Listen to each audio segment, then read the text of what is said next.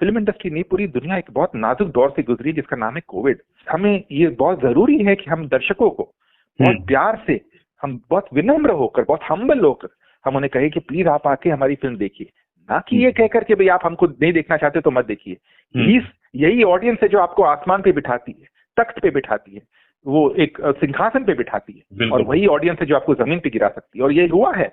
और ये जो कहना कि बॉयकॉट से कोई फर्क नहीं पड़ता, बिल्कुल गलत।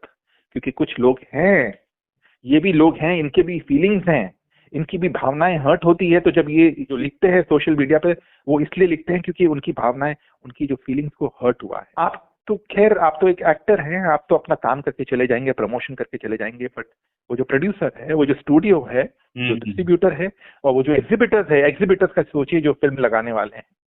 और मनोज देसाई जी का रिएक्शन आपके मैंने शो पे देखा था, कितने कितने वो अपसेट थे। क्यों?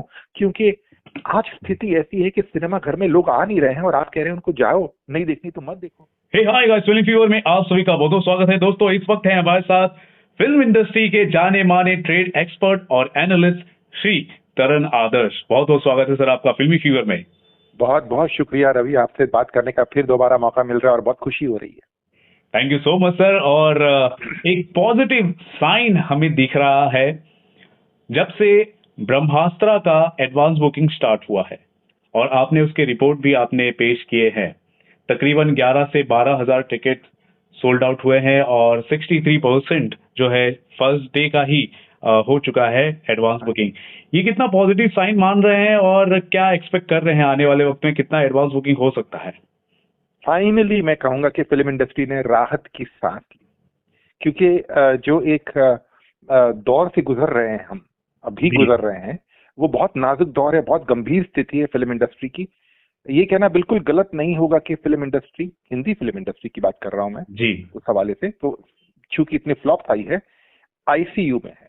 बहुत बहुत ही बुरी स्थिति है फिल्म इंडस्ट्री की आज की तारीख में, क्योंकि बड़े से बड़े स्टार्स की फिल्में, एडवांस बुकिंग तो छोड़िए, मतलब जब फिल्म लगती भी है, जब रिलीज भी होती है, प्रदर्शित भी होती है, तो पहले दिन कई शोज कैंसिल हो जाते हैं। तो ये, और ये बड़े, मैं नामचीन सितारों की बात कर रहा हूँ, बड़े बड़े स्टार्स की बात कर रहा हूँ, और जो इनकी फिल्में एक के बाद एक बिल्कुल टिकट खिड़की पर क्या कहें, एकदम डिजास्टर साबित हुई है।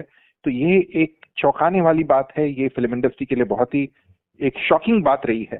किसी ने एक्सपेक्ट नहीं किया था साल की शुरुआत में कि इस तरह का माहौल भी हो सकता है जी। बट अभी ताजा सूरत हाल ये है कि भाई, अब ये जो फिल्म की एडवांस बुकिंग शुरू हुई है ब्रह्मास्त्र की, जी, ब्रह्मास्त्र की जो एडवांस बुकिंग कुछ गिने चुने प्रॉपर्टीज होते हैं एक मल्टीप्लेक्स चेन के, वहां पर इन्होंने कल शुरुआत की थी, और तकरीबन 11,500 टिकट उस पर्टिकुलर मल्टीप्लेक्स चेन की बिकी है, जो कि फैंटास्टिक है।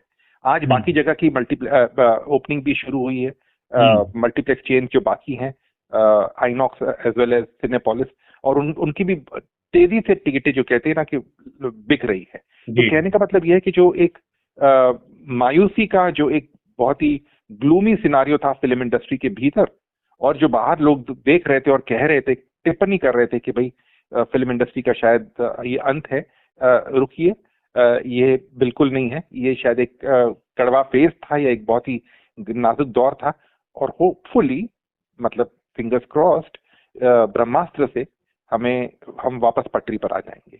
क्योंकि जो एडवांस बुकिंग हुई है, जो एडवांस बुकिंग अभी जो चल रही है, जबकि आज शनिवार है और कल संडे होगा, उसके बाद थर्सडे तक एडवांस बुकिंग होगी, तो उम्मीद करते हैं कि टिकटें और तेजी से बिकेगी, और इसकी जो एक राशि इकट्ठी होनी चाहिए एडवांस में, वो होगी बिल्कुल। और ये शुरुआत जो हुई है वो बहुत बहुत बहुत अच्छी हुई है। जी जी जी जी, बिल्कुल बिल्कुल हुई तो है। लेकिन ऑक्यूपेंसी की अगर बात की जाए, जो हमारे हिंदी सर्किट है, दिल्ली एनसीआर को छोड़ दिया जाए तो कुछ हिंदी सर्किट है, वहां पे ऑक्यूपेंसी में कमी देखी जा रही है सर।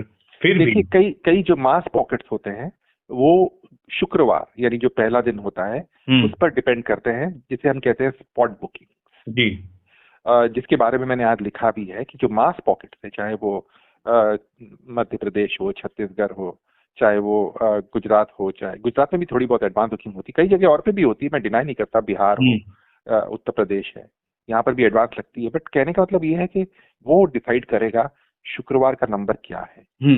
पहले तो ऐसा लग रहा था कि ये शायद 13 से 15 जाएगी, फिर उसके बाद अनुमान लग रहा था जैसे जैसे ट्रेलर्स और टीजर आते जा रहे थे जी कि 15 से 17 और 15 से 20 के बीच में होगी।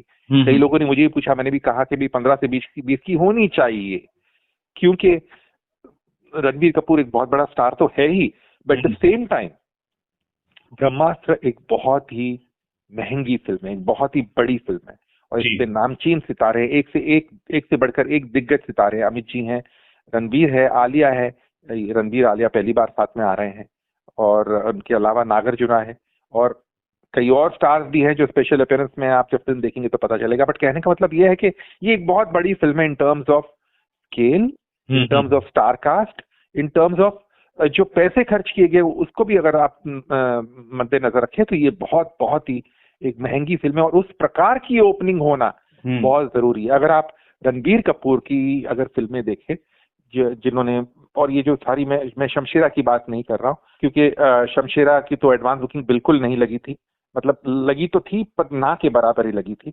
बट अगर हम पहले दिन के आंकड़े देखें जो रणबीर कपूर के रहे हैं इन द पास्ट, मतलब पैंडेमिक से पहले के रहे हैं, मैं शमशेरा की भी बात करूंगा जो पैंडेमिक के दौरान अभी मतलब बात आई है, बट अगर हम बात करें रणबीर कपूर की फिल्मों की तो मैं बता दूं कि जो सबसे इसकी रणबीर की टॉप ओपनर रही है वो रही है संजू, जो राजकुमार हिरानी साहब ने डायरेक्ट की थी। फिल्म का पहले दिन का बिजनेस था 34.75 करोड़, यानी कि 35 करोड़ से थोड़ा का था ना। इसके सामने अब शमशेरा को देखते हैं तो 10.5 करोड़, तकरीबन 10.5 करोड़ का बिजनेस हुआ है, जो कि बहुत ही गड़बड़ है।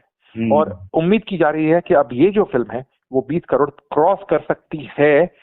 जिस तरह से एडवांसेस है, जिस तरह से एक्साइटमेंट है ऑडियंस को, अगर ये 20 करोड़ भी क्रॉस करती है अपने पहले दिन, उसके बाद दूसरे और तीसरे दिन पर इसका जो बैंक जो वर्ड ऑफ माउथ है उस पर निर्भर करेगा कि वो दूसरा और तीसरा दिन कैसा। सर, ये जो फिल्म है मल्टीपल फॉर्मेट्स में रिलीज हो रही है, 2D, 3D, 3D IMAX, लेकिन हम ये देख रहे हैं कि देश भर में जो सिनेमा घर हैं जहां पर 3D या फिर 3D IMAX है, उनकी ही बुकिंग अभी स्टार्ट किया है इन्होंने। हाँ जी ठीक है। पर ये फैक्टर भी मान सकते हैं कि अभी जो शुरुआती जो नंबर्स है वो कम आ रहे हैं, आने वाले वक्त में अगर। हाँ जी, मैंने वही कहा आपको कि गुरुवार तक का वक्त है। अब तो खैर आज शनिवार है, कल संडे है, और कल संडे और स्क्रीन ऐड होंगे, मंडे ट्यूसडे से शायद रेगुलर बुकिंग शुरू हो जाएगी। तो कहने का मतलब यह है कि जो आने वाला समय है थर्सडे तक, इसमें रफ्तार थोड़ी बढ़ सकती है, क्योंकि और स्क्रीन ऐड होंगे, और जब और स्क्रीन ऐड होंगे तो शायद उन क्षेत्रों में भी जहां पर एडवांस बुकिंग अभी फिलहाल दिखाई नहीं दे रही है, या कम दिखाई दे रही है, या ना दिखाई दे रही है, राशि में, जो धनराशि में एक थोड़ा सा बढ़ोतरी देखी जा सकती है। जी, आपने देखिए मास सर्किट्स की आपने बात की, जैसे कि हमारे मध्य प्रदेश हो गए, बिहार हो गए, उत्तर प्रदेश हो गए, ये वो क्षेत्र हैं जहां पर 2D में फिल्में रिलीज करते हैं। तो आप स्पॉट बुकिंग के सहारे चल सकते हैं या फिर एडवांस बुकिंग भी हो जाता तो नहीं, एडवांस बुकिंग भी थोड़ी बहुत होती है, मैं डिनाई नहीं करता हूँ कि होती है। जब किसी को अगर फिल्म देखनी है ना तो वो एडवांस बुकिंग नहीं कर लेता। पर आज की तारीख में क्या हो जाता है कि इतने सारे स्क्रीन लग जाते हैं, इतने सारे शोज होते हैं, तो लोग अगर जब एडवांस बुकिंग होगी भी मास पॉकेट में तो उतनी नहीं होगी, पर स्पॉट बुकिंग मुझे लगता है बहुत स्ट्रांग होनी चाहिए। बाइकआउट्स का जो ट्रेंड है वो हर तरफ चल रहा है। ऑफ कोर्स लाइगर अभी हाल ही में फिल्म आई थी, लेकिन जब मैंने पोल किया तो सर तकरीबन 61% लोगों ने कहा कि इस फिल्म का कंटेंट सही नहीं है, इसलिए फिल्म फ्लॉप हुई। ठीक है, चलिए कंटेंट तो मानते हैं, लेकिन कहीं ना कहीं बायकॉट का भी फैक्टर तो हो रहा होगा, और इस वजह से भी हमें इतना स्ट्रगल करना पड़ रहा है एडवांस बुकिंग को लेकर। या फिर अभी देखिए इतनी अच्छी एडवांस बुकिंग हो रही है तो हम शुक्र मना रहे हैं, शुक्र मनाने की नौबत आ चुकी है सर। तो इस दौर में भी हम देख रहे हैं हमारे जो फिल्म मेकर्स है उनकी तरफ से स्टेटमेंट्स आ जाते हैं जो मुझे नहीं लगता वो आने चाहिए। उस पर आप क्या कहेंगे? रवि, आपने बहुत अहम मुद्दा उठाया है, और मैं ये आपको अप्रिशिएट करता हूं, क्योंकि आपने, और जब मैंने कई बात की है on a personal level also, तो हमने ये मुद्दा कई बार डिस्कस भी किया है। मैं यहाँ पर 2-3 चीजें कहना चाहूंगा। जहां तक बॉयकॉट का सवाल है, अगर एक फिल्म में दम है, कंटेंट बहुत स्ट्रांग है, तो चाहे वो IPL मैच हो, चाहे वो एग्जामिनेशन पीरियड हो, चाहे वो बैड वेदर कंडीशंस हो, चाहे वो कोई भी रीजन हो, ये बॉयकॉट हो, उससे कोई फर्क नहीं पड़ता। क्योंकि अगर दर्शकों ने डिसाइड कर लिया, उन्हें पसंद आ गई कि हमें फिल्म देखनी है, तो वो उसे कोई रोक नहीं सकता। बट हाँ, अगर फिल्म कमजोर है तो आईपीएल भी फर्क पड़ता है उसका, उसके एग्जामिनेशन का भी फर्क पड़ता है, उससे बारिश और खराब मौसम का भी फर्क पड़ता है, और उससे बॉयकॉट कॉल्स का भी फर्क पड़ता है। रहा सवाल ये कि लोग बॉयकॉट कॉल्स को क्या सीरियसली लेना चाहिए? बिल्कुल लेना चाहिए, क्योंकि अगर आप, मैं तो ये कहूंगा कि फिल्म मेकर्स को रिक्वेस्ट करना चाहिए कि भाई आप आके हमारी फिल्म देखिए, कृपया करके देखिए। हम्बल होना चाहिए, जितना हम्बल हो सकते हैं, क्योंकि दर्शक ही है जो आपकी फिल्म को एक शुक्रवार को आसमान पे बिठा सकते हैं या उसी वक्त रात को जमीन पे गिरा सकते हैं जी। तो आप हम्बल होके स्टेटमेंट दीजिए कि आप हमारी फिल्म देखने आइए। अगर आप बेतुके गलत स्टेटमेंट देंगे कि हमें कोई फर्क नहीं पड़ता, आपको नहीं देखनी है तो मत देखिए, ये गलत बात है, ऐसा नहीं कहिए। क्योंकि आपके प्रोड्यूसर ने 100 करोड़, 150 करोड़, 200 करोड़, अभी फिलहाल अभी कुछ ही रिसेंटली अभी अचूक आपने लाइगर का जिक्र किया था, तो आपके शो के जरिए मैंने विजय हाँ जी, विजय का, और विजय को मैं पर्सनली भी जानता हूँ और मैंने कई बार उनसे फोन पे ही बात की है, बट और मिले भी हैं। But at the same time मैं ये कहना चाहूंगा कि जब मैंने वो स्टेटमेंट सुना तो मैं थोड़ा सा हैरान हो गया कि विजय ने स्टेटमेंट कैसे कहा कि भाई आप अगर टीवी पे देखना चाहते हैं तो टीवी पे देखिए, मोबाइल पे देखिए। माफ करिएगा, आपके प्रोड्यूसर ने 100 करोड़, 110 करोड़ जो भी खर्च किए हैं पिक्चर में, वो इसलिए नहीं किए कि भाई आपकी पिक्चर कोई टीवी पे और मोबाइल पे देखे। माफ करिए कि वो थिएटर के लिए बनाई गई है सबसे पहले, तो आपको ध्यान रखना चाहिए, ऐसे स्टेटमेंट नहीं देने चाहिए। ठीक है, उन्होंने वो क्लैरिफिकेशन दिया, आपके शो में मैंने देखा वापस, आपके प्रोग्राम में देखा कि जो उन्होंने क्लैरिफिकेशन दिया, मुझे खुशी हुई कि he is a very humble boy. मैं डिनाई नहीं करता, he is actually sir, yeah. Yes, मैंने एक्चुअली रियल लाइफ में उसके साथ मैं जब भी उनके साथ मिला हूं तो he is come across as a very humble, but जो टीवी पे मैं देख रहा था वो थोड़ा सा एक अलग मुझे विजय नजर आ रहा था। बट कहने का मतलब ये, विजय को भी अगर हम साइड में रख लेते हैं, कई एक्टर्स ने कहा है कि आपको फिल्म देखनी है तो देखिए, करीना ने कहा था ये बात।